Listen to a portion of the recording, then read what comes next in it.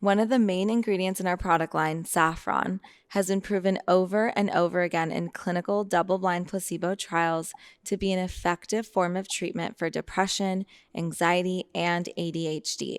Saffron has been used by many cultures for thousands of years for these purposes, and now the research is here to finally back it up, proving that plant medicines and ancient healing practices can actually be an effective alternative to pharmaceuticals.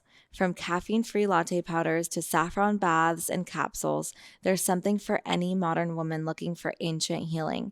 Again, that's code The Fullest Podcast at checkout for 15% off. I hope you enjoy your new daily saffron ritual.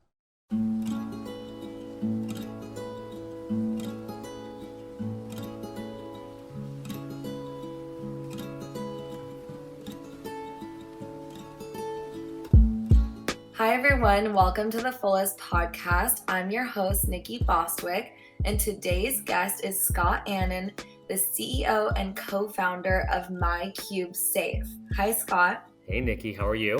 I'm good. Thank you for joining us today. I'm really excited about this conversation and just learning more about the origin story of Mycube Safe. And before we get started, I kind of wanted to share, I grew up in a very trustworthy household where I didn't even have a key to my house my entire life, like until after I moved to college. And I just never thought about, security in that way, even though I come from immigrants from Iran where they left because of the war and whatnot, but for some reason they never really instilled that in me. And as I've grown up and I have my own family now, like that's something there have been situations in my life where I found that I need to, really pay attention to this area of my life. So when I came across you and Mycube Safe, and I also just like learning about your background, which I'm excited to share with our audience here, I just was so excited to finally find something that inspired me to take the next step. Like I have a safe at home, but it's not something that I manage and my husband had managed before. But until I got a Mycube Safe, I really wasn't actively participating in it. It was more like a traditional thing that like my husband dealt with. And I feel like just the introduction of Mycube Safe in our household has really made a huge difference. And I just can't wait to share about everything that you've been working on, like with our listeners, because for me, I had a situation where someone that I trusted stole a very important sentimental piece of jewelry from me. And the reason why they were able to steal it was because I didn't like dealing with the safe that I had at the time in the house. Right. And it was inconvenient. So I never put it in the safe. And then it ended up getting stolen. I'll never get it back. Like it's something that I think about often. And yes, it was her fault, but I was partially also like, I'm to blame. I could have been better. Right. So I'm Mm, just really looking forward to this because what you've created is it's more than just like the object, right? It's right. so much behind it. So tell us with all that, tell us about the origin of Mycube Safe and how you got into this business because I know it's part of your family history as well. Yeah. Well, thank you for the great introduction and just hearing more about how MyCube is integrated into your life recently. The real background of the company is that my grandfather built up a safe business back in the 1940s and 50s that's still in our family today in New York City. So when I was a kid, I would visit my grandparents and I would go into the office in New York, and he had a warehouse in the Bronx, and I would see him interact with his colleagues, with his customers, and it was just a really cool thing to my grandfather was someone I looked up to so much. I was incredibly proud of him. He was sort of a hero in some ways to me, and so I think that instilled in me not just kind of an essence of business life, but also in security. It was something that people always needed, and they always felt good dealing with him. So that was kind of the origin of it, is having that background and heritage in my family. The second piece is when I was in college, I went to Colgate University in upstate New York. And, as college kids do, things go missing, people misplace things. And I always just felt like, why shouldn't college kids have a, small safe to put in their dorm, but something that was more personal and something that maybe looked cool, right? Came in a few different colors. And so I had this idea of making a safe just sort of a single product that looked cool where you could basically charge up electronic devices. That was the other thing is, you go to school and you have to spend, $2,000 to $3,000 on an expensive laptop. And so I felt like, well, why not have something that also gave the ability to charge up electronic devices on the inside? And so that was really like the genesis of the product idea. I went after college, graduated, and went into finance for a few years. Learned a lot of other things about business, and then had an opportunity to basically start my own business, kind of continuing the family tradition, but also doing it on my own. My mother is actually my co-founder, so that's kind of a cool story there. But we really started with that first product idea that I had, which was the cool looking dorm safe that was accessible in the sense of its size being accessible from a price perspective, came in really cool colors. Like the first products that we had were all like bright colors like orange and pink and blue and silver, and with the ability to charge up electronic devices. So that's what we started with about 11 years ago, and we've been iterating on the product and the business ever since. It's so smart. I love the story too because it shares the importance of grandparents in your life and how, just your upbringing really does make an impact as an entrepreneur about what you feel you want to share with the world and what need you want to solve. But tell us about like your mother being your co-founder. How's that dynamic? Did you just like go straight to her? Obviously, you've had this idea while you were in college. So, and you, like you mentioned, you worked later on in finance and other companies.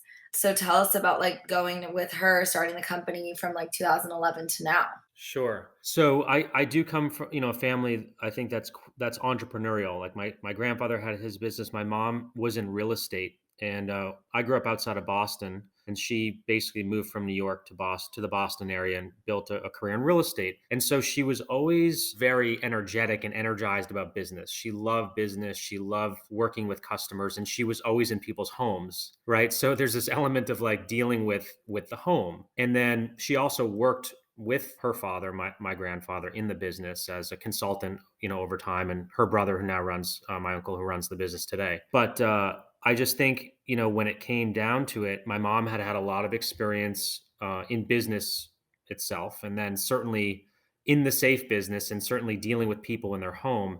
And I think when it comes to starting a business, one of the most important things is finding someone you can trust. And I'm lucky in that my mom and I have a very close, trusting relationship where, we really can share anything with each other.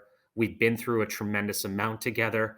When you're, in the thick of things and things are really tough and you're going through, difficult situations, you really want someone to be able to talk through situations and kind of at all hours of the day. And so I think in some ways when I first started out, particularly when the first few years when things weren't as busy as they are today, and it was a smaller team, it was tough, right? I mean, there are times where it's still apparent, but I think now it's actually been a real gift, just to be able to have, number one, someone that I can trust so much, but also two, I think being able to see someone that you're so close to, a mother son, or it could be brothers, it could be a father son, a father daughter, where you really get to see them in a new kind of environment, and really see them operate in a different type of environment than just sort of a family dynamic. So it's been very enriching. It's definitely been challenging at times, but at the end of the day, I really don't think I could have a better partner in this business than my mom, for all those reasons, and particularly because at the end of the day, it's something that's a really intimate, in the sense of you are, you're being trusted to protect valuable belongings that have a high monetary value and high sentimental value. And I think there's an element of like our dynamic of mother and son where that actually allows our customers to trust us even more, because we have that, that backbone of family as one of the core foundations of the business. It's so interesting that you pointed out that she also has that experience of working in the home with being a real estate agent. I love that, like that background, that history, and how it kind of all comes together. It makes so much sense.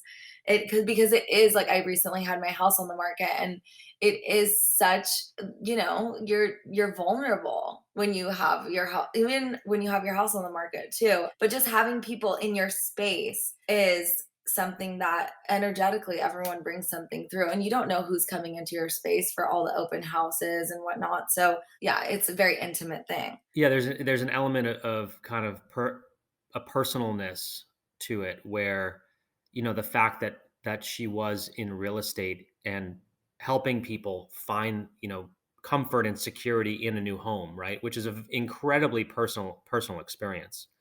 And so what I love about that is that she helped, so many clients over the years. She really understands the psychology of a homeowner or a renter for that matter, but in her case, a homeowner, someone who's moving in with children that has a big family, might have a growing family, has valuable items, and really wants to create that sense of comfort and security in the home. And I think a safe and a Mycube safe is really becoming a part of that experience. So I think she's in a particularly unique position to be able to, lend her experience to really provide a lot of comfort and security in what we do. So where is the best place to put a safe? Obviously, you guys have various safes. I have one in I'm just gonna tell the whole world. I have one in my bedroom and one in our garage, because it's, like, larger. So where are those the typical places that people put their safes in? Are there areas you don't want to because they are typical places that people go look? Tell us a little bit about that, like, your kind of tips and tricks for someone who is buying a MyCube safe and just how to be, really smart about it. Sure, it's a great question. It's also an important one. And it's actually, I think, a lot more important than we might give it credit for. Like in some ways it's kind of a mundane question, but in other ways, when you think about it, it's actually really personal. And so you used a word in describing your experience with safekeeping. I think you used the word, being more active or being more proactive. And I think we think about things at MyCube as what I would call a passive approach to safekeeping, which is sort of the older tradition of safekeeping, which is you have one large heavy safe in your basement, right? And it's like the family safe. It has a combination dial on it. You turn it three times to the right, two times to the left. It's very difficult to use. It takes a while to get into, and it becomes ultimately kind of a pain, and then you end up not using it, right? And so what MyCube is doing is really taking a much more active approach to safekeeping, which basically means to say, put safes in the places where you're going to spend the most time in your home.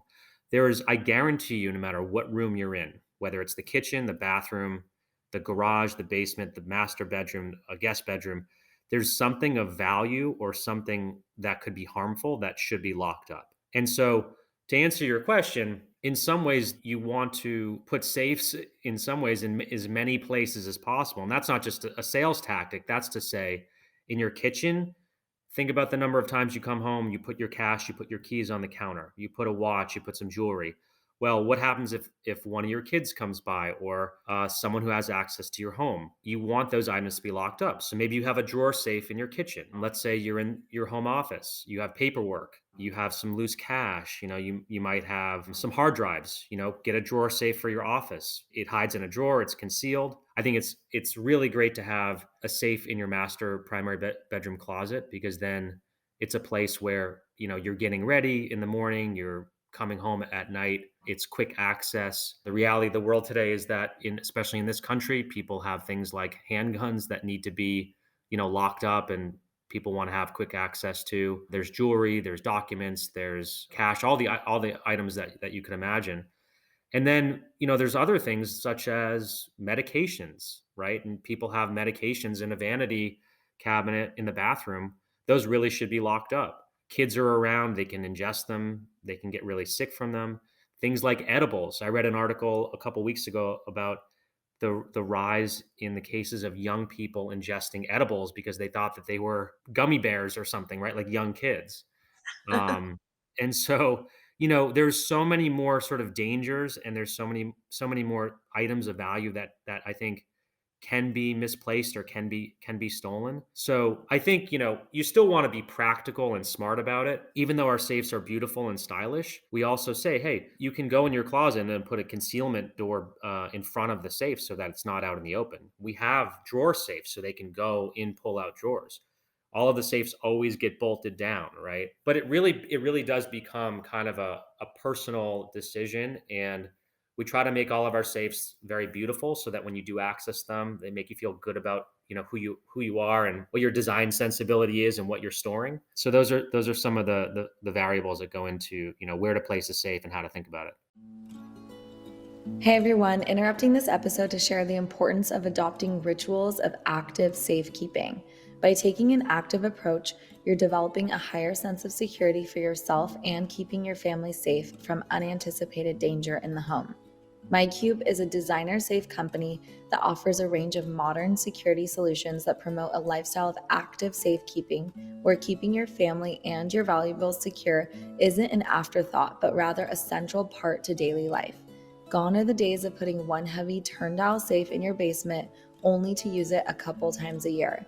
Mycube safes feature a variety of fireproof, biometric, and touchscreen keypad technologies designed for every room of the home. There are safes for the primary bedroom closet for jewelry and documents, bathroom safes to store medications, kitchen safes for keys and loose cash, garage and basement safes for firearms and artwork. Definitely check them out, and for 10% off and free shipping, use code FULLEST10 at checkout. Taking a moment to talk about water, because the water you drink is so important. There's so many filters and different types of water on the market today, but I wanted to share with you my personal favorite, Alive Water. Alive Water offers the only solution for unprocessed spring water delivery in beautiful, reusable glass vessels. In addition to having great taste and all the essential minerals and electrolytes we need to thrive, their water also has probiotics that are unique to raw spring water. Their support team is super friendly, and they make coordinating deliveries convenient with text to confirm your next delivery. Listeners can get 30% off their first Alive Water order using code THEFULLEST at checkout. It makes so much sense. I mean, yeah, the main point basically is you want to have access to it in those areas that you might frequent, and then you want it to be easy to access as well. And that's what exactly you've done. Like, what good is having a handgun if you're, trying to you want one in your house for an emergency, especially, I have friends that live in the middle of nowhere and their husbands are gone, like they need to do something to stay safe. So all of these things, whether it's a handgun or like you said, a prescription or jewelry, you need to you want easy access but safe as well. So I think what you've created is genius. And I can't believe that it just, I mean, obviously with technology, the world of safes has shifted from when your grandfather owned a company to now, but it's someone with your background that's going to think of those things, that's going to implement like the latest technology with something that people have been using for, ever, right? So I Right. think it's a really cool story. But I know that, just speaking about, when it comes to pharmaceuticals and stuff and safes, I know that you have a film, right, called Junction, and it talks about the opioid epidemic. And so I'm curious, like, what inspired you to be part of that? And I think along with that, I know you value personal healing and meditation, Yeah. spirituality, and mental health. And I think obviously that probably has a role in, choosing to have a film that explores the opioid epidemic. Can you share a little bit about that with us? Yeah, absolutely. And it's funny how sometimes, you find things and other times things find you, but how a lot of the experiences that I have and the projects that I work on are very similar and overlap. But basically, I was in Los Angeles a couple of years ago. I ran into a friend who I sort of knew. He's in the business, and we'd seen each other in New York a couple of times, but didn't really know each other that well. And I just went up and said hi to him. And long story short, he basically had this script for a film that he wrote where it basically talked about the very real scenario of someone having a surgery, like a shoulder surgery or something, and ultimately getting hooked on opioids. And it was a story that resonated with me just because I think one, it was very well written, but number two, I think it's just a story that's like so prominent in today's world. Certainly, as you said, we deal with, protecting medications. We make safes in particular for things like medications and handguns that should be locked up. But I just think it was a story that just really needs to be told. And it goes, to speak to, in a way, how vulnerable we are as a society. Vulnerable because of all the pressure that we're under. Vulnerable because we don't potentially have the resources that we need to live our best lives at all times.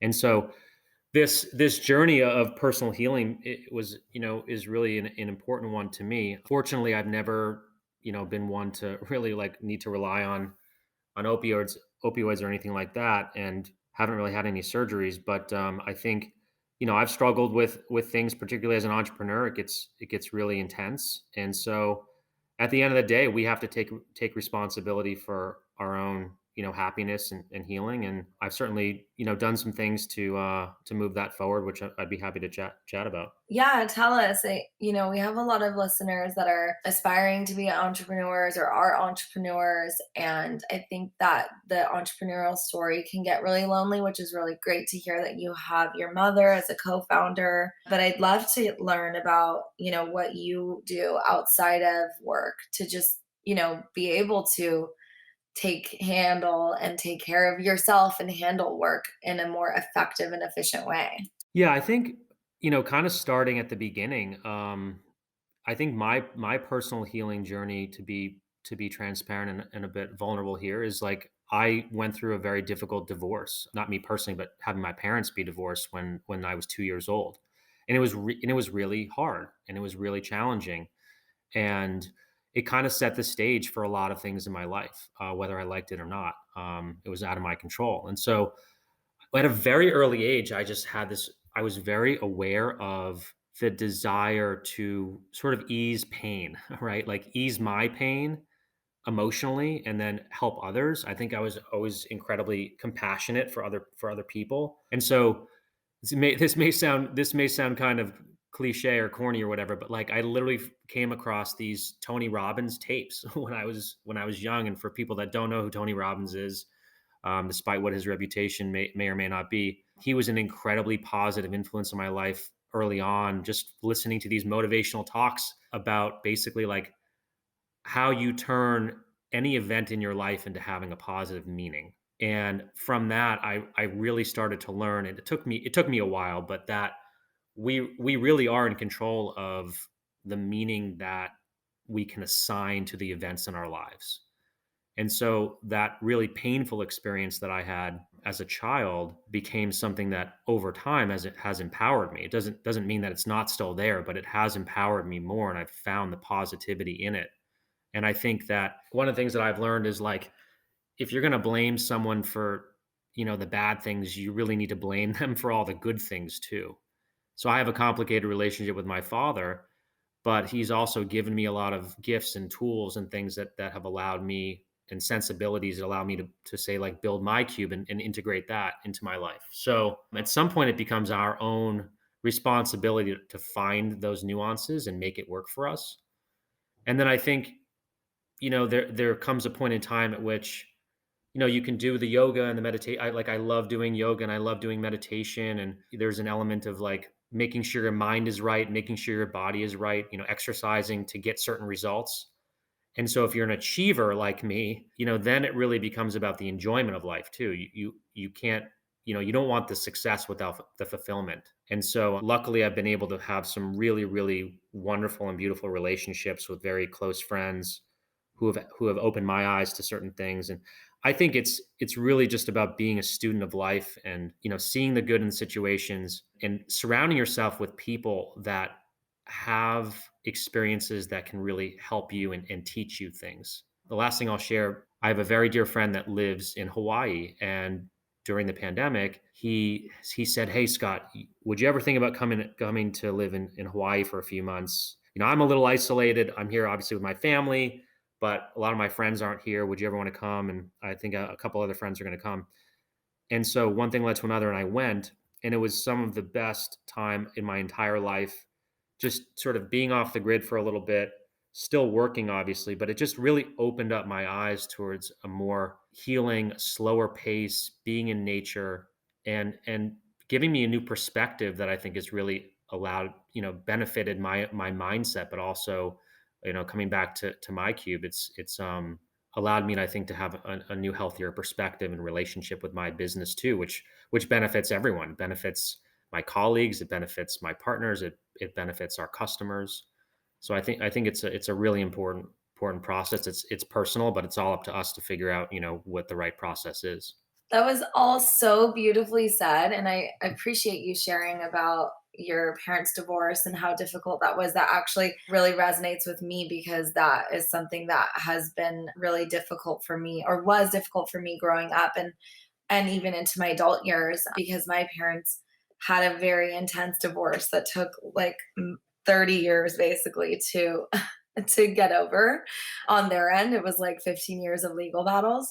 So I totally resonate with that. But I also, same as you, really, I agree. I think that you take these difficult moments in your life and you can choose to, let it define you, or you choose to learn from it. And for me as well, like any difficult moment that I've had in my life, or difficult relationship really, I always learn. In Iran, they say this, there's like a saying, it's like you can learn how not to be from someone, just how you can learn how you'd like to be from another person, right? So I kind of like Right. to open that into account. But when it comes to Tony Robbins, I'm so curious when you found Tony Robbins. How Mm. old were I think I was so it's funny, actually, I think my mom had gone to like some event. It was like a school event or something, and one of the items that you could buy was like this set of tapes. I don't know if it was an auction or something like that. So I was probably 10. Wow, that's so cool. I don't know why she bought them for me. I think, I don't think necessarily I was like visibly struggling with something. I mean, I was always remember just being super busy with sports and school and everything. But I just think my mom is a really, she's a real special person. She's motivated. She's a go getter, and I think she's pretty intuitive. So she probably just was like, "Hey, I think Scott would like these." And yeah, but I was probably around 10 or 11. That's so cool. Well, I haven't really gone to any of his conferences, but I've seen some of his work. And actually, there was this one thing that he shares a lot that I've had the experience of like doing with other workshops and stuff. And I think they take this from Tony. But Mm, basically, like you can like fill out this wheel of life. You, on a scale of like 1 to 10, you rate different areas of your life. And that's really ultimately how satisfied and fulfilled you are, because like you said, it's not all just about career, right? It's about the relationships, the meaningful relationships, the personal healing, and all that. And that actually was the inspiration for me to start The Fullest, because it resonated with me. And I took the time to really rate, the different areas of my life so that I can have something to go off of, where, and, annually or quarterly, something to do where I can really pay attention to, okay, I'm spending so much time in this area, but this is where I actually feel I'm lacking. Let me pay more attention here. And to just have that practice of taking inventory. And it's actually why I called The Fullest, because I mm, really want people to have, the fullest expression of their life. And I think ultimately that is what wellness is about.